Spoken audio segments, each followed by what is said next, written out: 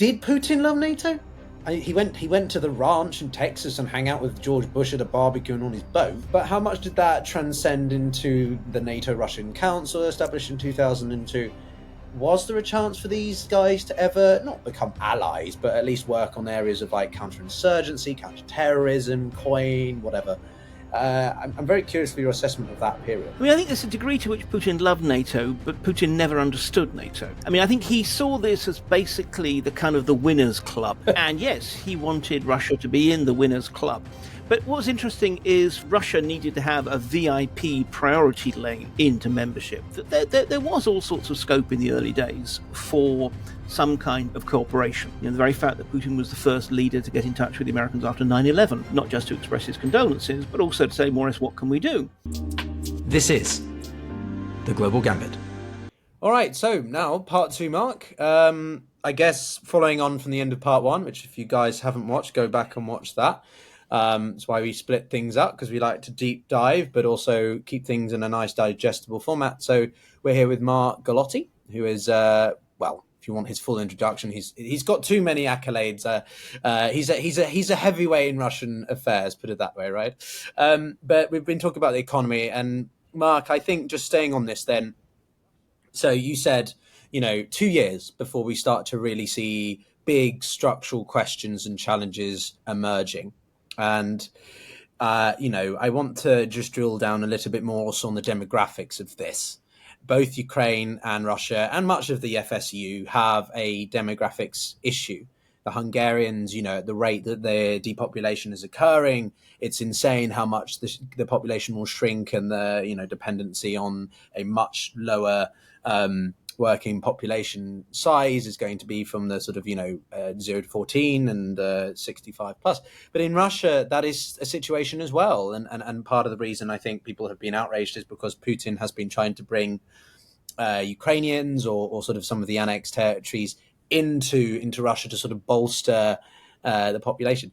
How much is the demographics a systemic risk for the country, and in the shorter term for the economy as well? Yeah, it's the impact in the short term is absolutely on the workforce.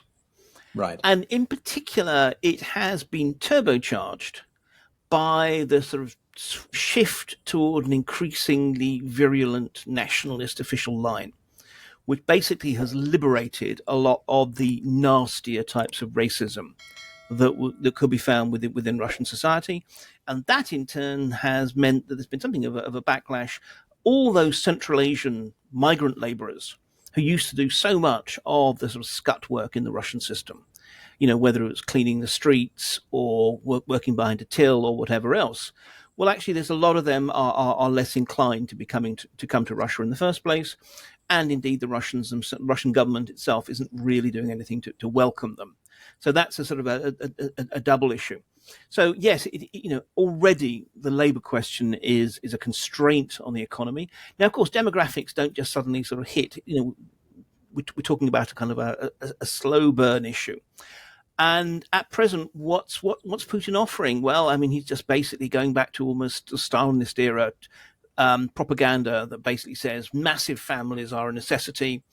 And I mean, I don't know if they're going to revive the medal of heroine mother for someone who has enough kids, but they're certainly providing all kinds of monetary benefits for people who raise kids. And that's all very well. But of course, you've got to realize that you can't, even in Russia, you can't employ a 1-year-old.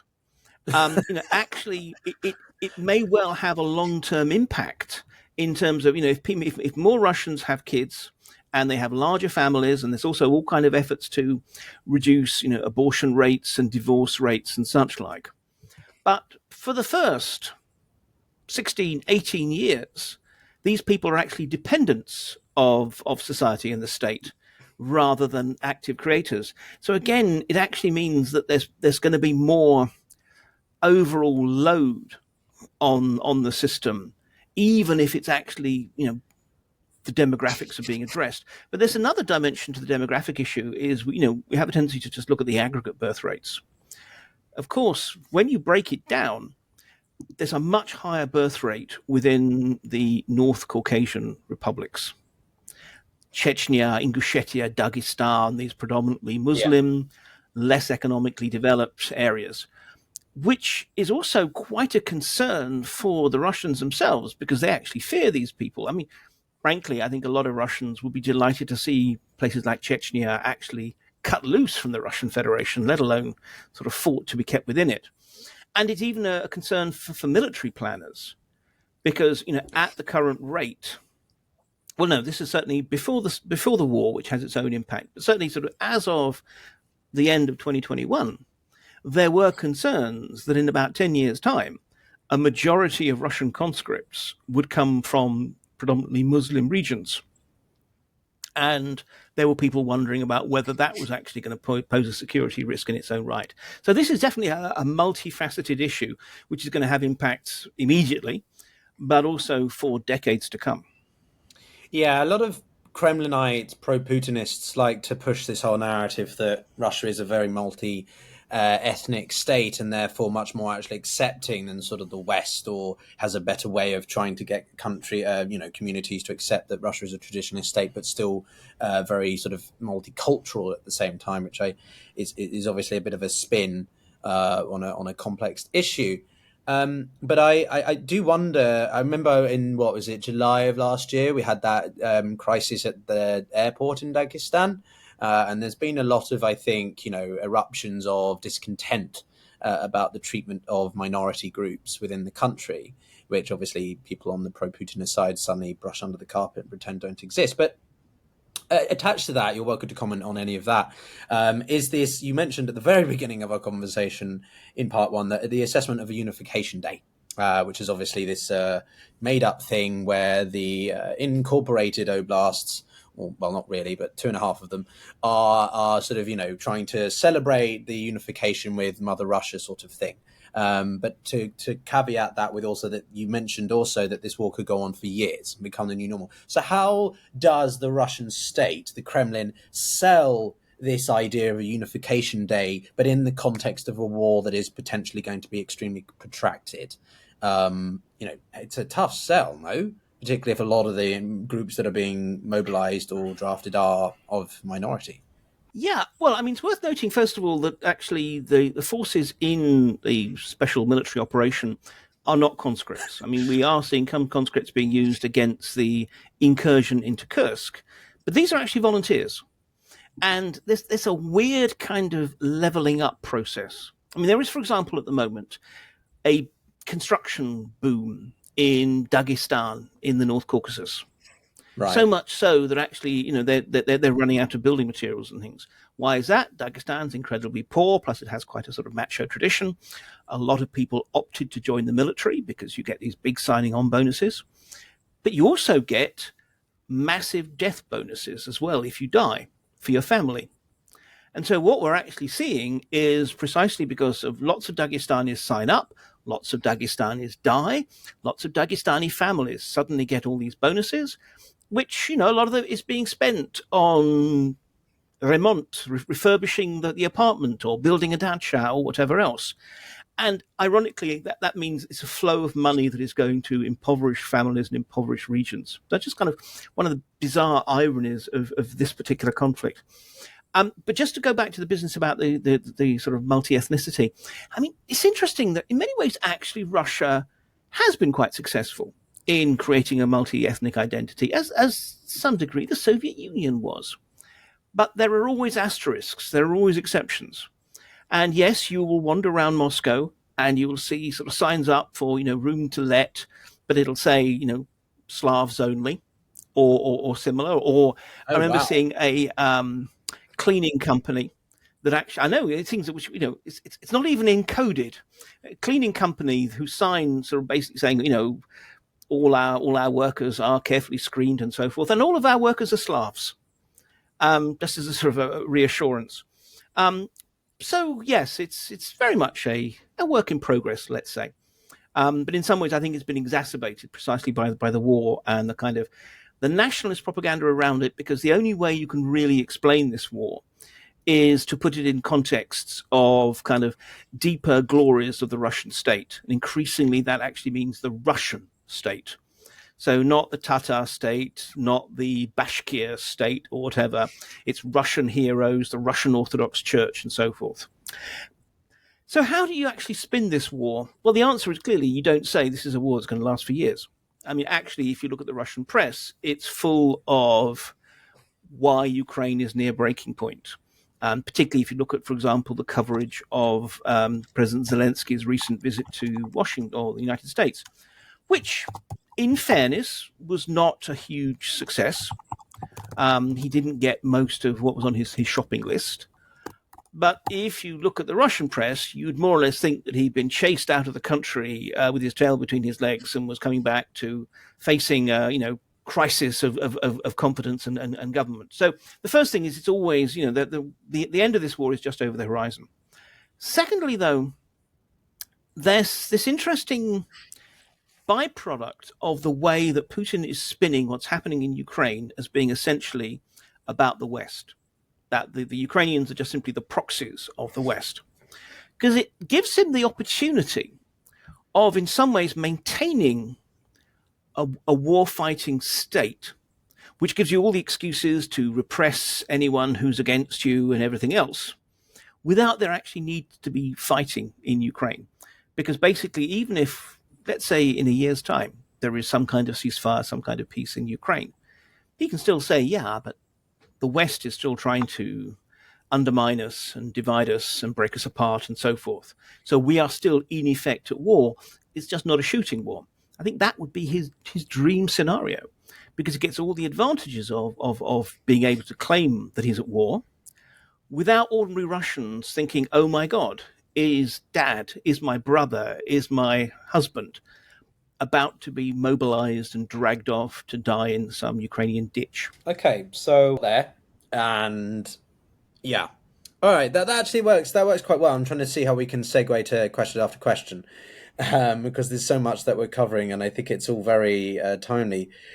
We mentioned the Snow Revolution in part one, which, as a reminder again, is the West's term given to these very significant protests in, shall we say, the metropolitan areas, St. Petersburg, obviously. And that was different because they're more informed, they're more aware, and that is more of a threat if you're a strongman than if you're just, being protested by the rural classes.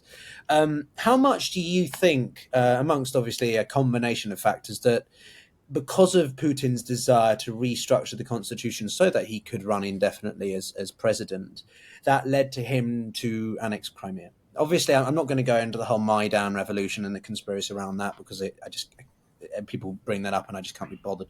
The amount of times I hear Victoria Nuland and oh my God, I sort of want to go a bit plum loco. But how much was it a desire by Putin to annex Crimea as a way to sort of stimulate Russian sentiment, a bit like sort of say the Falklands War, where the Argentinian leader wanted to sort of stabilize his popularity despite the flailing economy by taking back some important symbolic territory? Was that one of the motivations, or they're completely unrelated? No, I definitely think it was one of the motivations. I mean, look, clearly Crimea is strategic as the base of the Black Sea Fleet. It allows Russia to project power across the whole Black Sea and so forth. So, there were also good, solid, hard-edged geopolitical reasons for what they did.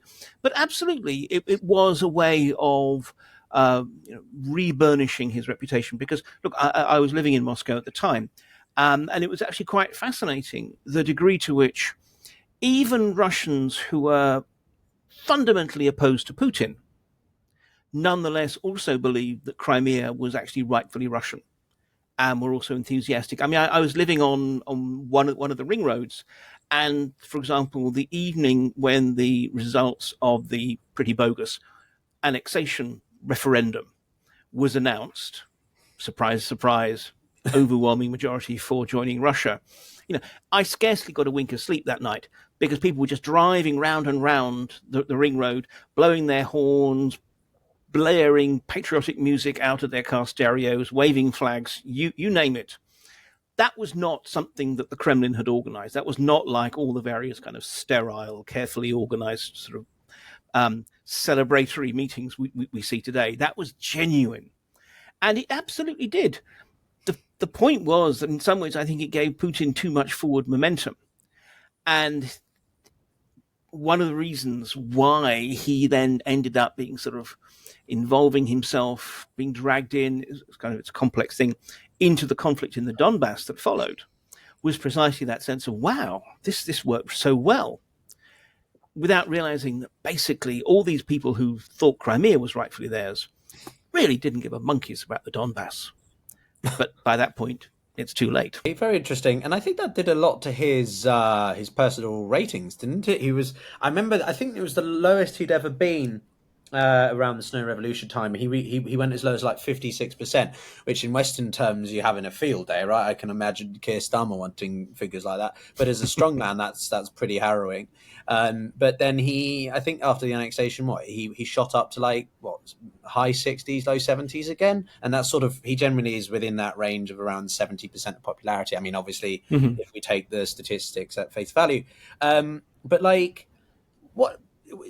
When that happened, and then people who are more pro-Ukraine, they always emphasize this war didn't start on February 24th. It started in 2014 and stuff. How do you look at that from the longer picture, that this has been a conflict? It's been bubbling away in parts of the Donbass, and then obviously 2022 happened. But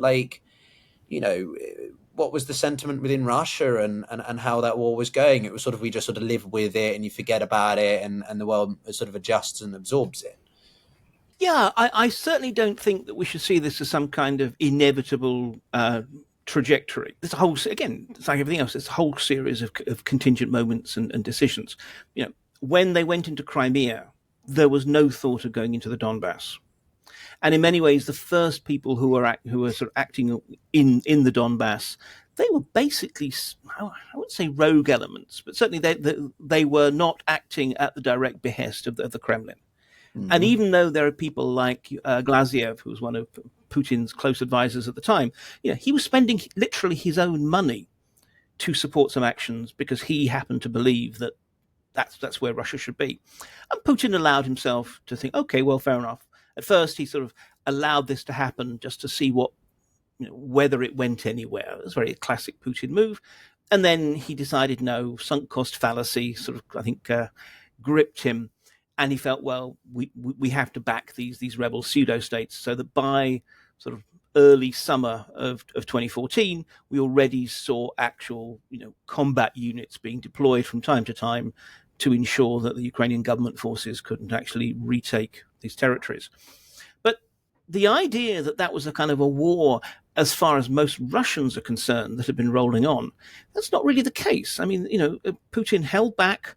He never, until 2022, he didn't formally recognize, let alone annex, these pseudo-states.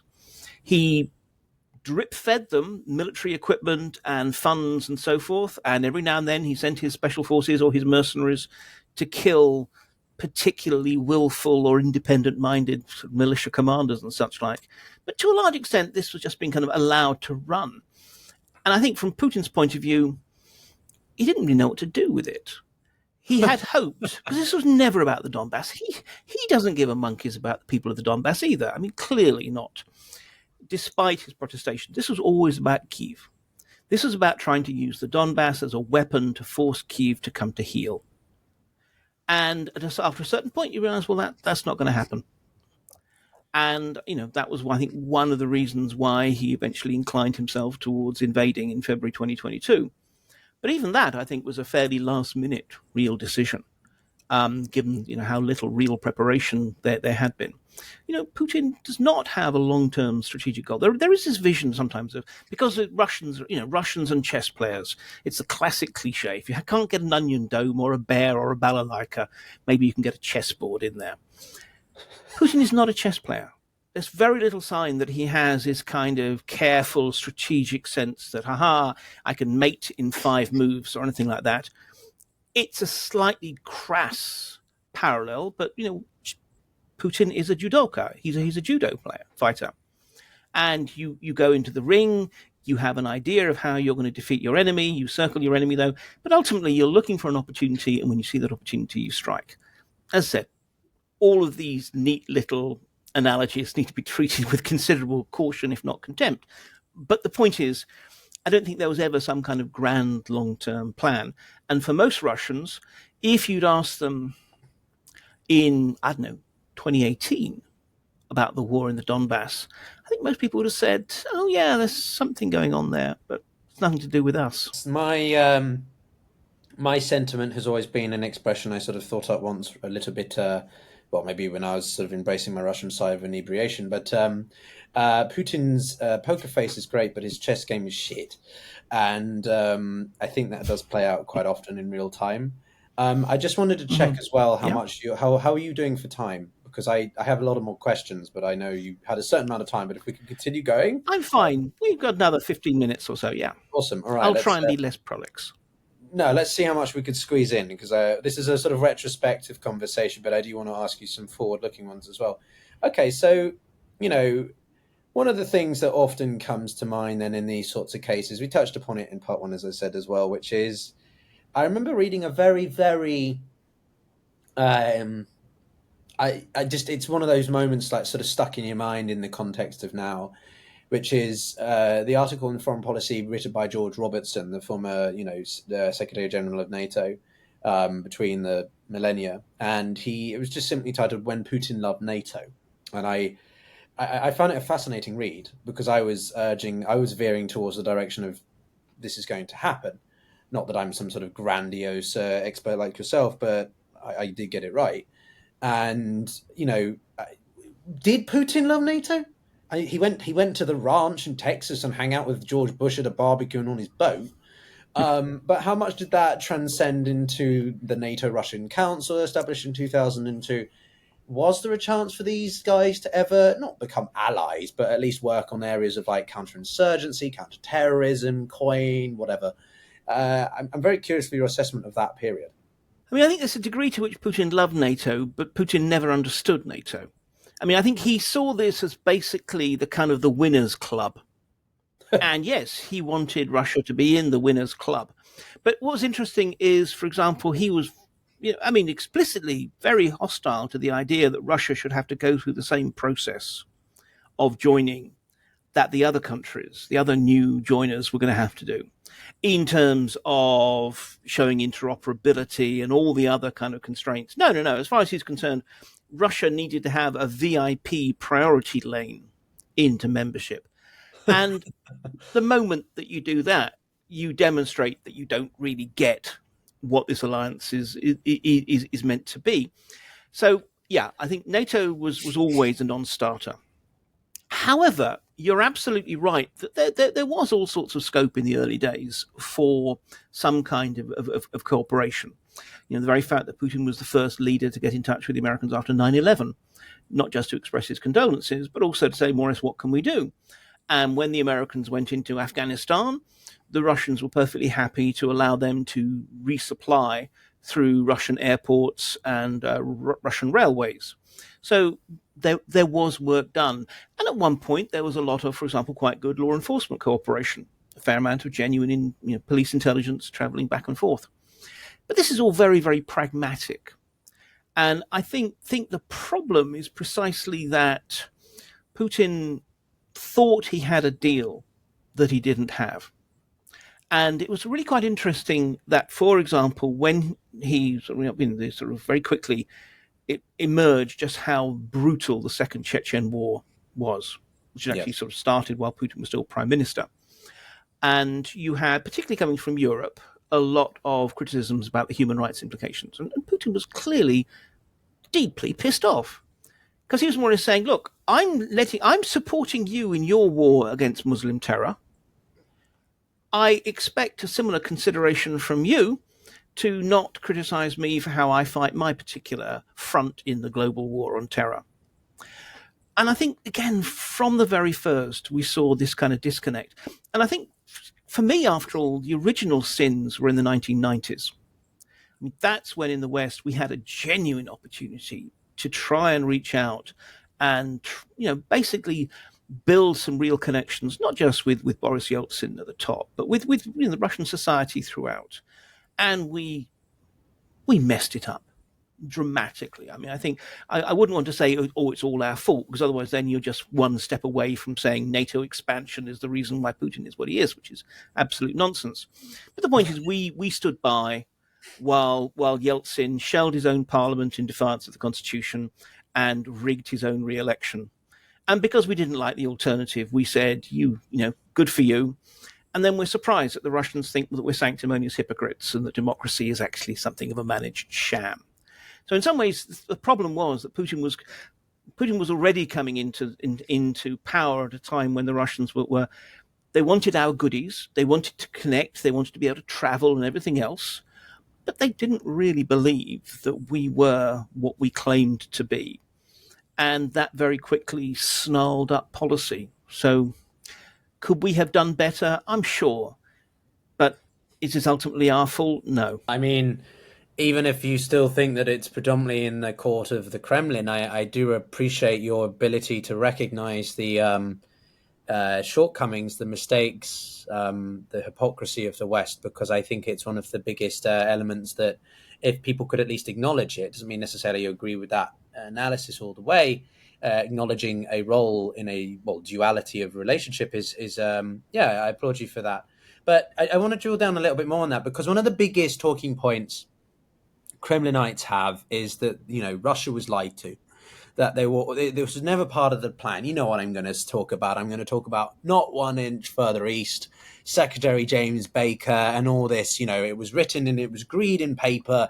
When it was written, actually, it was only a verbal agreement. All these nuances and details, which people on that side of the spectrum or whatever leaning deliberately sort of skew or conflate to push their narrative and support their base camp.